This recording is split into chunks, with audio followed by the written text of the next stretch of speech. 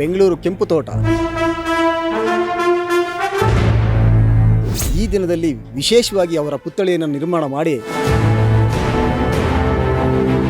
ಸಾಹೇಬರನ್ನ ಬಾಬಾ ಸಾಹೇಬ್ ಅಂಬೇಡ್ಕರ್ ಅವರನ್ನ ಯಾರೂ ಇಂಥ ರೀತಿಯಲ್ಲಿ ಅತಿ ಹೆಚ್ಚಿನದಾಗಿ ವಿಜೃಂಭಣೆ ಮಾಡೋದಕ್ಕೆ ಹೋಗ್ತಾ ಇರಲಿಲ್ಲ. ಎಲ್ಲರೂ ಕರ್ನಾಟಕದಿಂದ ಮತ್ತು ಬೇರೆ ಬೇರೆ ಪ್ಲೇಸ್ದಿಂದ ಬಂದು ನಮ್ಮ ಲಾಲ್ಬಾಗ್ನ ನಮ್ಮ ಬೆಂಗಳೂರು ಬಂದುಬಿಟ್ಟು ನೋಡ್ರಿ ಅಂತೇಳಿ ಬಯಸ್ತೀವಿ. ಆಗಸ್ಟ್ 15ರಂದು ಪ್ರತಿ ವರ್ಷ ನಮ್ಮ ಬೆಂಗಳೂರು ಕೆಂಪು ತೋಟ ಲಾಲ್ಬಾಗ್ ಅಂತ ಏನು ಕರಿತೀವಿ, ಈ ವಿಚಾರದಲ್ಲಿ ಪ್ರತಿ ವರ್ಷ ಏನು ವಿಜೃಂಭಣೆಯಿಂದ ಆಚರಣೆ ಮಾಡ್ತಾಯಿದ್ರು, ಫಲಪುಷ್ಪ ಪ್ರದರ್ಶನವನ್ನು ಏರ್ಪಡಿಸಿ ಅತಿ ಯಶಸ್ವಿಯಾಗಿ ಈ ಒಂದು ಪ್ರದರ್ಶನವನ್ನು ನಡೆಸ್ಕೊಡ್ತಾಯಿದ್ರು ಪ್ರತಿ ಸರ್ಕಾರಗಳು.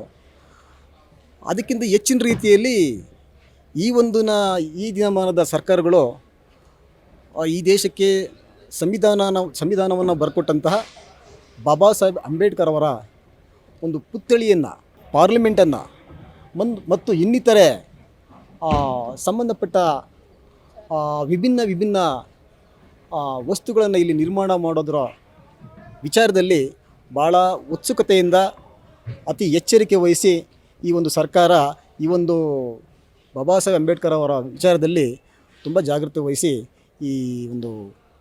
ಈ ದಿನದಲ್ಲಿ ವಿಶೇಷವಾಗಿ ಅವರ ಪುತ್ಥಳಿಯನ್ನು ನಿರ್ಮಾಣ ಮಾಡಿ ಪ್ರಶಂಸೆಗೆ ಪಾತ್ರರಾಗಿದ್ದಾರೆ.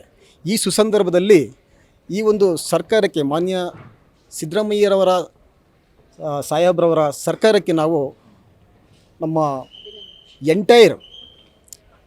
ಇಡೀ ದೇಶದ, ಇಡೀ ಕರ್ನಾಟಕದ ದಲಿತ ಸಂಘಟನೆಗಳೇನಿದ್ದಾವೆ, ಈ ಒಕ್ಕೂಟದ ಪರವಾಗಿ ನಾವು ಅಭಿನಂದನೆಗಳನ್ನು ಸಲ್ಲಿಸೋದಕ್ಕೆ ಇಚ್ಛಪಡ್ತೀವಿ.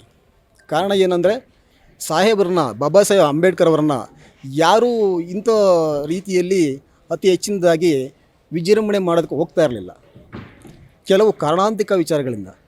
ಆದರೆ ಈ ಒಂದು ಸರ್ಕಾರ ಬಡವರ ಪರವಾಗಿರ್ತಕ್ಕಂಥ ಸರ್ಕಾರ ಮತ್ತು ಏನು ಸಂವಿಧಾನದ ಪರವಾಗಿರ್ತಕ್ಕಂಥ ಸರ್ಕಾರ, ಸಂವಿಧಾನದ ಆಶಯಗಳನ್ನು ಇವತ್ತು ಎತ್ತಿ ಹಿಡಿದಿದ್ದಾರೆ ಅಂತ ನಾನು ಹೇಳೋದಕ್ಕೆ ಇಷ್ಟಪಡ್ತೀನಿ. ಈ ದಿವಸ ಅಂದರೆ ಆಗಸ್ಟ್ 8ನೇ ತಾರೀಕಿಂದ ಆಗಸ್ಟ್ 19ನೇ ತಾರೀಕಿನವರೆಗೂ ಈ ಒಂದು ಸ್ವಾತಂತ್ರ್ಯ ದಿನಾಚರಣೆ ಅಂಗವಾಗಿ ಈ ಲಾಲ್ಬಾಗ್ ಫಲಪುಷ್ಪ ಪ್ರದರ್ಶನದಲ್ಲಿ ಡಾಕ್ಟರ್ BR ಅಂಬೇಡ್ಕರ್ ಅವರ ವಿಚಾರಗಳನ್ನ ಈ ಸಲ ಪ್ರದರ್ಶನ ಮಾಡೋದಕ್ಕೆ ಮಾಡ್ತಾಯಿದ್ದಾರೆ. ಅದು ಒಂದು ರೀತಿಯಂಥ ಹೆಮ್ಮೆಯ ವಿಷಯ. ಇದುವರೆಗೂ ಸುಮಾರು ರೀತಿಯಾಗಿ ಒಂದು 216 ಫಲಪುಷ್ಪ ಪ್ರದರ್ಶನಗಳನ್ನ ನಡೆಸಿದ್ದಾರೆ ಇಲ್ಲಿವರೆಗೂ. ಅದರಲ್ಲಿ ಇದು ಮೊಟ್ಟ ಮೊದಲನೇ ಬಾರಿಗೆ ಇಡೀ ದೇಶಕ್ಕೆ ಒಂದು ರೀತಿಯ ಒಂದು ಸೂಚನೆ ಕೊಡ್ತಾ ಇದ್ದಾರೆ. ಅದು ಬಾಬಾ ಸಾಹೇಬ್ ಅಂದರೆ ಯಾರು, ಅವ್ರ ವಿಚಾರಗಳೇನು. ಮೊದಲೇನಾಗಿತ್ತು ಅಂದರೆ ಬಾಬಾ ಸಾಹೇಬ್ ವಿಚಾರಗಳು ಅಂತ ಹೇಳಿದ್ರೆ ಎಲ್ಲ ಸ್ಕೂಲುಗಳಲ್ಲಿ, ಬುಕ್ಕುಗಳಲ್ಲಿ ಮತ್ತು ಅಲ್ಲಿ ಮನೆಗಳಲ್ಲಿ ಮಾತ್ರ ಚರ್ಚೆ ಮಾಡ್ತಾಯಿದ್ರು. ಈ ಸಾಲಿ ಎಲ್ಲ ರೀತಿಯ ಜನಗಳಿಗೂ, ಕರ್ನಾಟಕದಾದ್ಯಂತ ಜನಗಳಿಗೂ ಈ ಒಂದು ವಿಚಾರನ ಮುಟ್ಟಿಸ್ಬೇಕಂತ ಹೇಳ್ಬಿಟ್ಟು ಲಾಲ್ಬಾಗಿನ ಒಂದು ಪ್ರಯತ್ನಕ್ಕೆ ನಾವು ಧನ್ಯವಾದಗಳನ್ನು ಹೇಳಬೇಕು. ಅದೇ ರೀತಿಯಾಗಿ ಇದಕ್ಕೆ ಸಹಕಾರ ಕೊಟ್ಟಿರುವಂಥ ನಮ್ಮ ಮುಖ್ಯಮಂತ್ರಿ ಆದಂಥ ಸಿದ್ದರಾಮಯ್ಯನವರು ಕೂಡ ನಾವು ಧನ್ಯವಾದಗಳನ್ನು ಹೇಳ್ಬೇಕಂತ ಹೇಳಿ ನಾವೊಂದು ಸಂತೋಷದ ವಿಷಯನ ಹಂಚ್ಕೊಳ್ತಾ ಇದ್ದೀವಿ. ಹಾಗೆ ಏನು ಈ ಒಂದು ಫಲಪುಷ್ಪ ಪ್ರದರ್ಶನಕ್ಕೆ ಈ ಸಲ ಇವ್ರು ಏನು ಮಾಡಿದ್ದಾರೆ, ಸುಮಾರು ಸ್ಕೂಲ್ ಮಕ್ಕಳಿಗೆಲ್ಲರಿಗೂ ಉಚಿತವಾಗಿ ಅವರು ಟಿಕೆಟ್ನ ಕೊಡ್ತೀನಿ ಅಂತ ಹೇಳ್ಬಿಟ್ಟು ನಮಗೆ ಆಲ್ರೆಡಿ ಹೇಳಿದ್ದಾರೆ. ಮತ್ತು ವಯಸ್ಸಾಗಿರೋರಿಗೆಲ್ಲರಿಗೂ 60 ರೂಪಾಯಿ, ಮತ್ತು ಅಂದರೆ ಬೇರೆಯವ್ರಿಗೆಲ್ಲ 100 ರೂಪಾಯಲ್ಲಿ ಟಿಕೆಟೆಲ್ಲ ಇದು ಮಾಡ್ತಾಯಿದ್ದಾರೆ. ಹೆಚ್ಚಿನ ಜನಸಂಖ್ಯೆಯಲ್ಲಿ ಬಂದು ಈ ಒಂದು ಫಲಪುಷ್ಪ ರಿಯಾಯಿತಿ ದರದಲ್ಲಿ ಮಾಡಿದ್ದಾರೆ.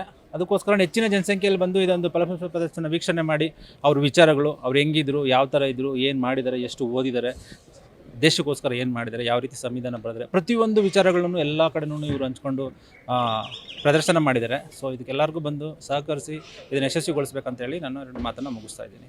Hello Prajadhvani TV, this is Ummehani. ನಾವು ಇವತ್ತು ಲಾಲ್ಬಾಗ್ನ ವಿಸಿಟ್ ಮಾಡಿದ್ದೀವಿ.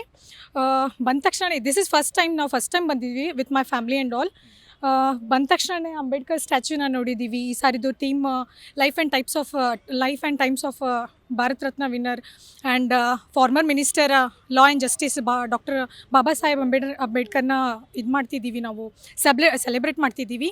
ಇದು ಎಲ್ರಿಗೂ ಗೊತ್ತು. ಪ್ರತಿ ವರ್ಷ ಇದನ್ನು ನಾವು ಥೀಮ್ ಪಾರ್ಕ್ನ ಒಂದು ಥೀಮ್ ಸೆಟ್ ಮಾಡಿಬಿಟ್ಟು flowers with all the botanical garden celebrates a particular theme. This year they are celebrating Baba Saheb Ambedkar. Everyone knows who he is. He's a former, no, he is not just former minister of law and justice. He is a father of our constitution. He has done a great, incredible what we are celebrating today. And thank you so much.